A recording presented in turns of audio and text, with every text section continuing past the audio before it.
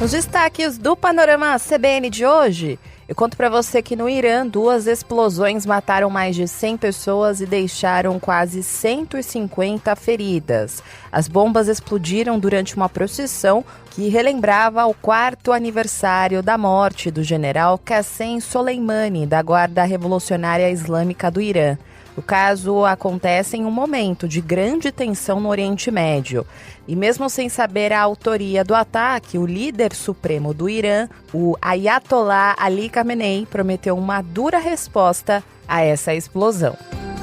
Aqui no Brasil, uma boa notícia. A cidade de Dourados, no Mato Grosso do Sul, foi a primeira do Brasil a iniciar a vacinação em massa contra a dengue. E no esporte, a Justiça da Suíça anulou o processo que condenou o técnico brasileiro Cuca por abuso sexual contra uma adolescente de 13 anos em 1987. A decisão foi tomada após um pedido da defesa dele por um novo julgamento. O Ministério Público Suíço alegou a prescrição do crime e sugeriu a anulação da pena e o fim do processo, o que foi acatado pela Justiça. Panorama CBN. Olá para você que está ouvindo o Panorama CBN. Eu sou a Juliana Prado e vou te contar em menos de 30 minutos tudo que foi notícia nesta quarta-feira, dia 3 de janeiro de 2024. E eu começo essa edição pelo noticiário internacional porque o ano começou com tudo pelo mundo afora. Hoje, 2 explosões mataram 103 pessoas que caminhavam em uma procissão para o túmulo do general iraniano Qassem Soleimani. Ele foi morto por um ataque com drone dos Estados Unidos no dia 3 de janeiro de 2020, lá no Irã. À época, o Pentágono, que comandou esse ataque, alegou que Soleimani estava por trás de mortes de soldados norte-americanos no Oriente Médio e que ele planejava futuros ataques iranianos. A morte de Soleimani, que era considerado um herói nacional do Irã, provocou uma onda de revolta no país contra os Estados Unidos. E justamente hoje, o grupo faria uma homenagem pelos 4 anos da morte de Soleimani, que foi comandante da Guarda Revolucionária do Irã e uma das pessoas mais influentes do país. Durante o ataque de hoje, outras 140 pessoas ficaram feridas. O governo iraniano chamou essa explosão de atentado terrorista e disse se tratar de um ataque suicida cometido por pessoas que estavam no meio da multidão. Nenhum grupo havia reivindicado esse ataque até a gravação deste podcast no início da noite desta quarta-feira. Mas mesmo sem saber a autoria do ataque, o líder supremo do Irã, o Ayatollah Ali Khamenei, prometeu uma dura resposta à explosão. Ele disse o seguinte, abre aspas, os inimigos malvados e criminosos da nação iraniana voltaram a criar um desastre e martirizaram um grande número de pessoas queridas. E este desastre terá uma dura resposta, se Deus quiser. Fecha aspas. A imprensa iraniana afirmou que as explosões ocorreram em uma rua a caminho do cemitério onde o corpo de Soleimani está enterrado, na cidade de Kerman, na região central do país. A primeira explosão, segundo o Serviço de Emergência de Kerman, aconteceu a cerca de 700 metros do túmulo do general iraniano. Pelas redes sociais, pessoas que estavam no local relataram haver centenas de corpos espalhados. Já a segunda explosão ocorreu minutos depois, em um ponto mais afastado e perto das primeiras equipes de emergência que já haviam chegado. As explosões de hoje aumentaram as tensões no Oriente Médio, que já estavam bem elevadas por causa da guerra entre Israel e o Hamas. Ontem, como eu contei para você aqui no Panorama, um ataque com drones em Beirute, no Líbano, matou Saleh al-Arouri, que era um dos chefes do Hamas. O governo libanês acusou Israel, que ainda não se manifestou sobre o caso. Após as explosões, a brigada Al-Quds, que é o braço de elite da Guarda Revolucionária do Irã, afirmou que atacou posições do exército de Israel na faixa de Gaza em uma operação conjunta com soldados do Al-Qassam, que é o braço armado do Hamas. Mas ainda não há evidências que associem Israel às explosões em Kerman durante essa procissão. O exército de Israel ainda não se pronunciou sobre esse caso.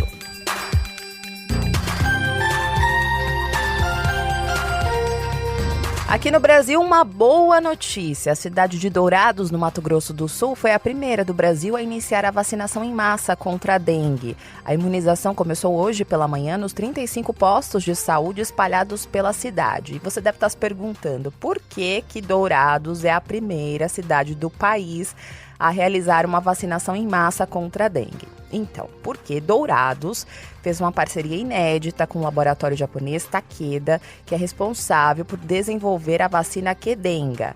Essa cooperação possibilitou que a cidade garantisse as primeiras doses do imunizante para realizar a vacinação em massa. Essa ação foi anunciada no início de dezembro e dias depois o Ministério da Saúde divulgou que a vacina Qdenga foi incorporada ao Plano Nacional de Imunizações. Seringas e agulhas foram doadas pelo próprio laboratório. A vacina disponibilizada é a Qdenga.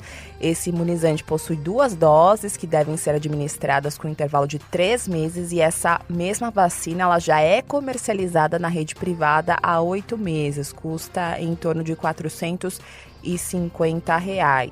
A cidade de Dourados também foi escolhida porque o número de casos e mortes por dengue na cidade está bem alto. A Francislene Costa, ela foi a primeira pessoa a receber a vacina contra a dengue nessa campanha de imunização em massa que começou na cidade. E ela foi escolhida porque é a mãe de Júlio César Arthur da Costa Escobar, que morreu em fevereiro do ano passado, aos 14 anos, vítima da dengue. Em entrevista à TV Globo, Francislene descreveu sentimentos que rodeavam ela no momento em que ela recebeu a primeira dose da vacina contra a doença. Doeu nada, eu tô contente, né? Porque perdi meu filho ano passado, né? O Júlio César foi a primeira pessoa do Mato Grosso do Sul que faleceu com essa tragédia da dengue hemorrágica, mas ele deixou uma legada agora, né? Porque estou feliz. Dourados, primeira cidade do Brasil a receber essas doses. É uma dor de mãe, mas é uma felicidade também, né?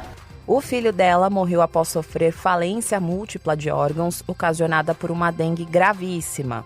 O jovem era jogador de futebol do Ubiratã Esporte Clube e ele era conhecido como Mbappé de Mato Grosso do Sul.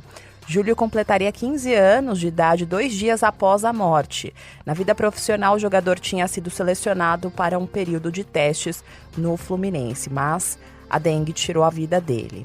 Outra pergunta que você deve estar se perguntando é a seguinte: quando é que a vacina vai começar a ser aplicada nos outros estados? Então, de acordo com o Ministério da Saúde, a vacinação deve começar em fevereiro de 2024 no restante do nosso país. A imunização não vai ser em larga escala porque o laboratório não tem doses suficientes. Inicialmente, cerca de 3 milhões de pessoas vão poder ser vacinadas com a Qdenga. E no total, o SUS, ao longo deste ano de 2024, vai oferecer mais ou menos 6 milhões de doses. Mudando de assunto, agora eu vou levar você lá para Minas Gerais, porque a Defesa Civil de Belo Horizonte emitiu um alerta de risco geológico forte para 3 regiões da cidade. E são elas, Venda Nova, Pampulha e Noroeste. A advertência é válida até a próxima segunda-feira. A corporação informou que a medida foi tomada por causa dos volumes de chuvas registrados nas últimas horas e também a previsão de novas chuvas. O órgão também recomendou atenção para a saturação do solo, trincas nas paredes e rachaduras.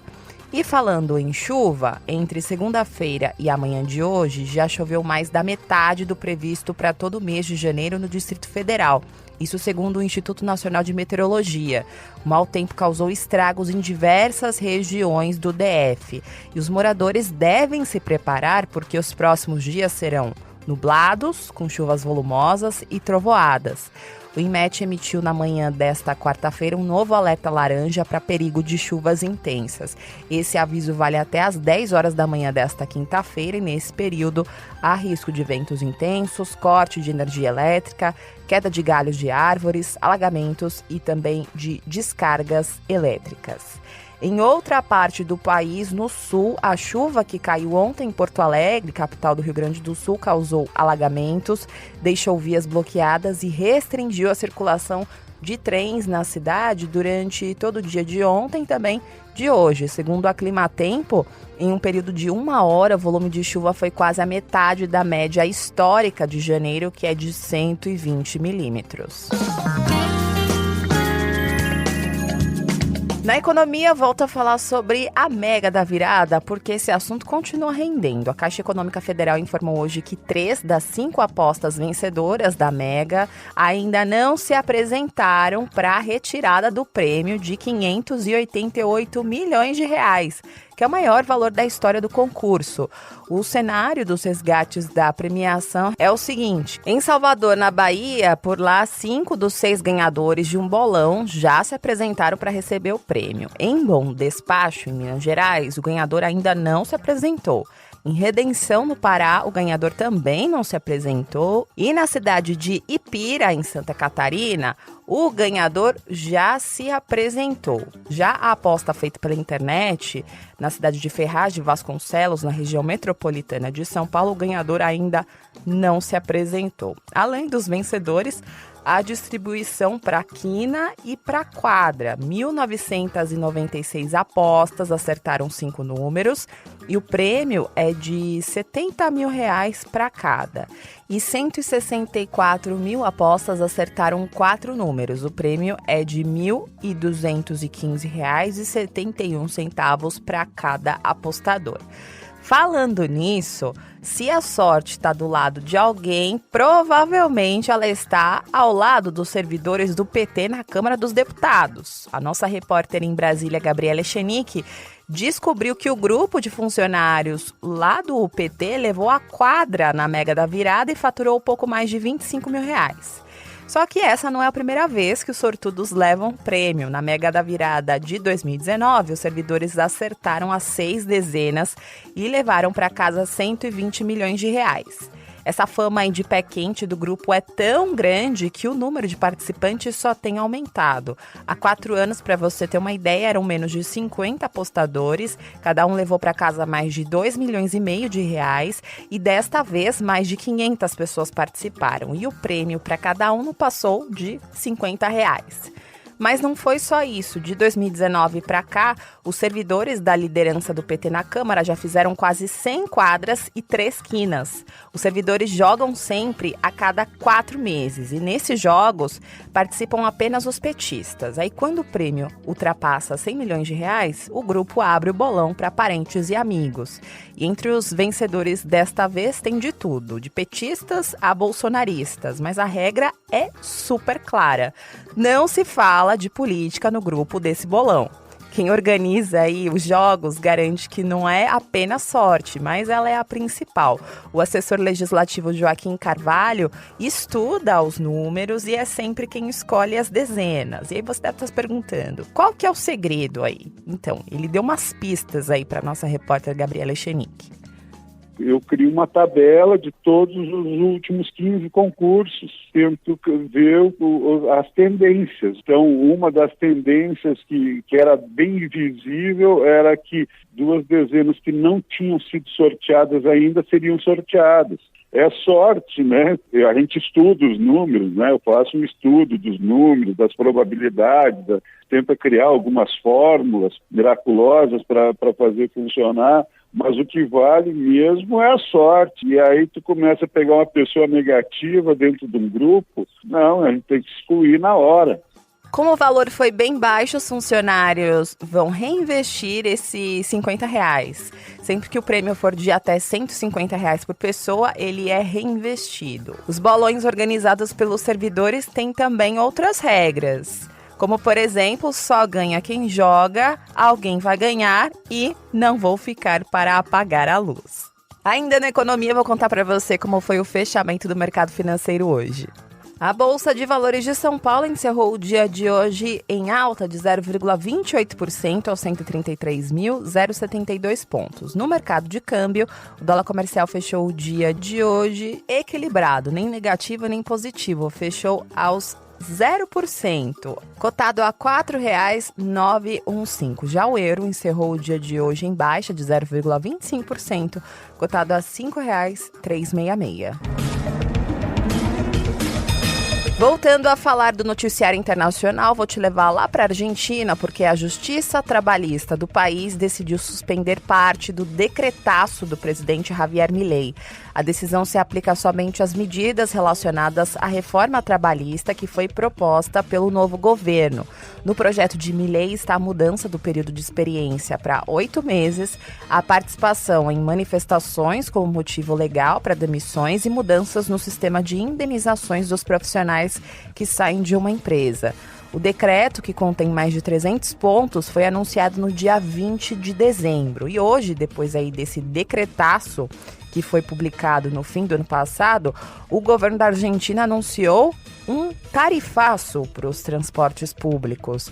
A medida será válida para todos os ônibus urbanos e suburbanos sob jurisdição nacional e para os serviços de transporte sobre trilhos de Buenos Aires.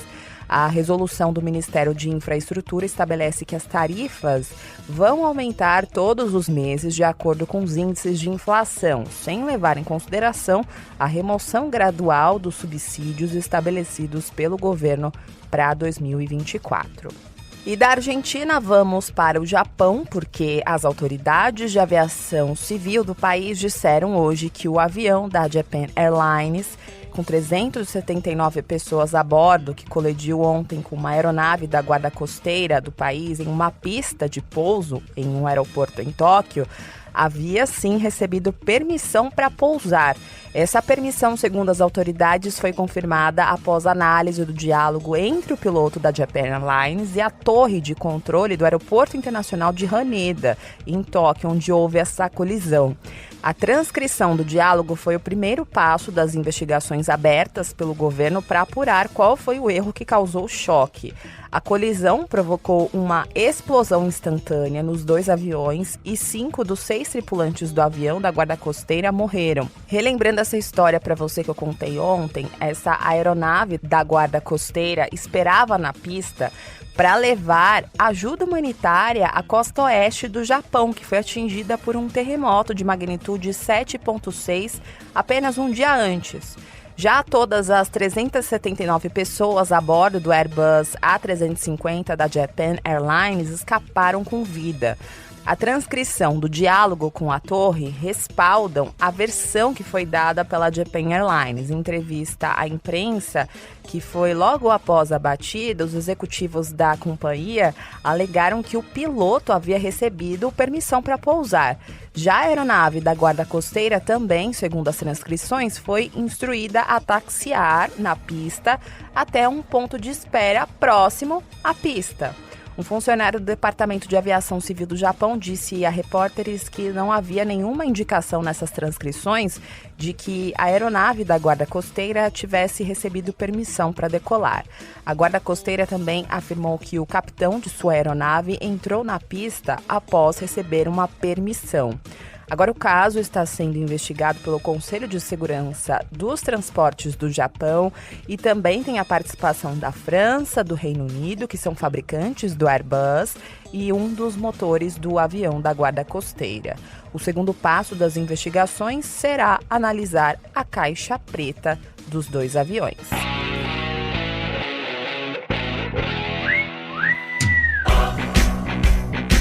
No esporte, a Justiça da Suíça anulou o processo que condenou o técnico Cuca por abuso sexual contra uma adolescente de 13 anos no país em 1987. Na época, o técnico brasileiro recebeu uma sentença de 15 meses de prisão por violência sexual. A decisão de hoje foi tomada após um pedido da defesa de Cuca por um novo julgamento. O Ministério Público suíço alegou a prescrição do crime e sugeriu a anulação da pena e o fim do processo, que foi acatado. Cuca havia sido condenado após envolvimento no caso junto a outros atletas do Grêmio durante uma excursão pela Europa. Na época, Cuca era jogador do Grêmio. Explicando melhor aqui para você essa história, no dia 30 de julho de 1987, a garota Sandra Pfali, que tinha 13 anos de idade, fez uma visita ao hotel onde estavam hospedados os jogadores do Grêmio que estavam fazendo uma excursão pela Europa. Dias depois, surgiu uma denúncia de que 4 jogadores, o Cuca, o Henrique Ettiges, o Eduardo Hamster e o Fernando Castoldi, cometeram um crime de violência sexual ao manter relações com essa criança de 13 anos no quarto do hotel. Eles ficaram presos por 30 dias, voltaram ao Brasil e 2 anos depois, em 1989, houve um julgamento no qual o Cuca recebeu essa condenação de 15 meses de prisão. O Cuca, por muito tempo, negou essas acusações e depois, no ano passado, quando foi contratado pelo Corinthians, falou pela primeira vez de maneira mais detalhada sobre esse caso. A versão do Cuca é de que o quarto onde eles estavam hospedados era em forma de L e que ele não viu nada do que aconteceu. Um dos pilares desse discurso de defesa do Cuca na época foi dizer que ele nem estava na Suíça na época do julgamento e, portanto, não teve a chance de se defender. No ano passado, o Cuca foi muito pressionado pela opinião pública e também por vários corintianos por causa dessa história, e aí ele resolveu deixar o comando do Corinthians. E a partir daí, pela primeira vez nesse tempo todo, ele tentou reverter esse resultado na Suíça. Os advogados contratados no Brasil e na Suíça entraram com um pedido de anulação da sentença e a reabertura do caso, alegando justamente que o Cuca foi julgado à revelia, ou seja, sem a participação no tribunal. Segundo os advogados, ele tinha um endereço conhecido, ainda era jogador do Grêmio, mas, segundo ele, não foi notificado e não contou nem mesmo com um defensor público. O Tribunal de Berna, na Suíça, aceitou esse argumento jurídico, acatou o pedido de anulação da sentença e aí o Ministério Público da Suíça voltou a analisar o caso para uma eventual reabertura aí desse processo. Só que, como o fato aconteceu em 1987, essa questão já prescreveu, então o caso está tecnicamente encerrado. A partir desse momento, portanto, tecnicamente, o Cuca não é mais condenado por violência sexual na Suíça. Mas como não teve um novo julgamento, a gente nunca vai saber o que de fato aconteceu nessa história. Por meio de nota, o Cuca disse o seguinte: abre aspas, hoje eu entendo que deveria ter tratado desse assunto antes, estou aliviado com o resultado e convicto de que os últimos 8 meses, mesmo tendo sido emocionalmente difíceis, aconteceram no tempo certo e de Deus. Fecha aspas.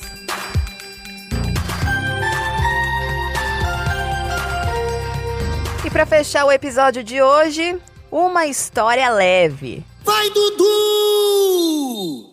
A batida mais quente, deixa o povo provar. Meu cajueiro, é de um cheiro que eu dou. O puro suco do fruto do meu amor. É sensual, esse delírio febril. A mocidade é a cara do Brasil. Há pouco mais de um mês do Carnaval do Rio de Janeiro, o samba da Mocidade Independente de Padre Miguel, que você ouviu agora, viralizou em plataformas de áudio, superando artistas como Felipe Ret, MC Cabelinho e Oruan. No Spotify, o samba enredo, que se chama Pede Caju que Dou, Pede Caju que Dá, é a música mais em alta na categoria Viral Spotify Rio. Esse critério de sucesso inclui mais execuções, compartilhamentos e a quantidade de gente que descobriu a música recentemente. Com esse samba enredo, a escola pretende levar para Sapucaí uma viagem pela história do caju, a fruta. O samba enredo passeia pelas lendas, pelos povos originários e até pela chegada dos europeus que vieram atrás desse tesouro brasileiro. O hit foi escrito por 7 compositores, entre eles o humorista Marcelo Adnet. Em entrevista à CBN, o Richard Valença, que participou da criação desse samba, explicou que o processo criativo foi árduo, mas que contou com nomes de peso. É um trabalho que começou bem lá atrás. Compositores da casa, o Paulinho Mocidade recebeu o nosso convite de prontidão, aceitou. O Marcelo Adnet agradeceu e quis estar conosco. Foram diversas reuniões, talvez tenha sido o samba que a gente mais se reuniu para fazer assim de vezes mesmo. E o resultado é esse, cara. A gente almejou algo alegre que fizesse o componente cantar e, para nossa surpresa, tomou uma proporção bem maior do que imaginávamos. É felicidade por completo você ver que na escola do seu coração o seu samba está acontecendo, está sendo bem aceito. E se Deus quiser, vai levar a sua escola a um desfile primoroso, né? Que é o que a gente espera. O Samba da Mocidade promete ser também um resgate dos desfiles das décadas de 80 e 90, a época de ouro, a época de Castor de Andrade. A escola vai ser a primeira a se apresentar na Marquês de Sapucaí, abrindo a segunda noite de desfiles no dia 12 de fevereiro. Meu cajueiro, pega um cheiro que eu dou. O puro suco do fruto do meu amor é sensual. Esse delírio febril, a mocidade é a cara do Brasil. Eu quero um lote saboroso e carnudo, esses que tem conteúdo, o pecado é demorar. E é com o samba enredo da Mocidade, Pé de Caju que dou, Pé de Caju que dá, que eu vou indo nessa. Muito obrigada pela companhia de hoje. O roteiro e a produção deste episódio foram feitos por mim e a sonorização é do Anderson Wendel, o Tico. E você pode me encontrar lá nas redes sociais, no @Juliana_Deprado no Twitter, no Insta é só procurar por @Juliana Deprado e tem também o e-mail que é o juliana.prado@cbn.com.br. E não se esqueça que amanhã tem edição da manhã do Panorama CBN, a partir das 7 horas da manhã, com a querida Bianca Santos. Combinado? Beijos pra você e até mais! Imagine a castanha, grudar no pé, se lambuzou, tamandaré. O meu escolho,